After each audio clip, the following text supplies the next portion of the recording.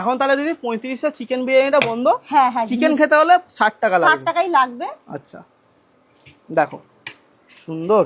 আচ্ছা দিদি বিরিয়ানি তো শেষের দিকে আছে দেখতে পাচ্ছি। হ্যাঁ তুমি তোমার সামনেই তো দেখো। হ্যাঁ হু করে শেষ হয়ে গেল।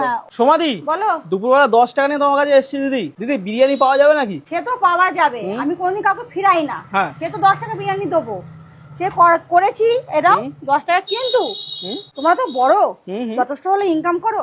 আমি এটা বাচ্চাদের জন্য করেছি, তোমরা চেষ্টা করবে সে হয় 35-এর আলু বিরিয়ানি নাহলে 60-এর চিকেন বিরিয়ানি। আচ্ছা এটা মানে বাচ্চাদের জন্য স্পেশালি করেছো তাই তো? আমি তো দোকানদার হয়ে কাউকে না বলতে পারি না, কিন্তু আমি রিকোয়েস্ট করতে পারি তোমাদের কাছে যে তোমরা 10 টাকার বড়রা যেন না খাও, তাহলেই হয়। কারণ তোমরা 4টে বড়রা যদি খাও 4টে বাচ্চা মানে ঘাটতি পড়বে। আচ্ছা না 10 টাকার কোনো মার্জিন থাকে না।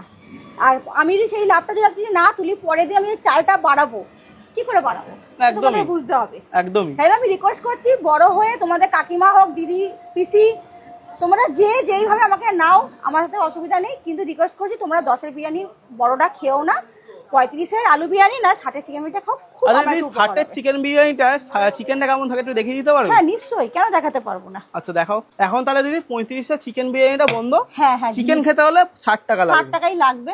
আচ্ছা দেখো সুন্দর।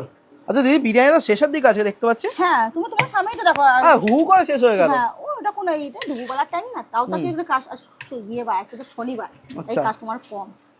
আচ্ছা এই যে এই একটা, এটার একটা পিস আছে। আচ্ছা এরকম একটা পিস তাই তো? এটা 60 টাকা যাবে। 60 টাকায় যাবে। আচ্ছা এটা ভেঙে গেছে বলে দু পিস দেওয়া হবে। এটা মাল কাটতে গেলে একটু তো ভাঙবেই। একদমই একদমই। ওটা মানে মিলিয়ে গুছিয়ে নিয়ে নিতে হবে তাই তো? মোটামুটি কত গ্রামের থাকে? মানে 60 থেকে 70 গ্রামে দেওয়ার চেষ্টা করি। আচ্ছা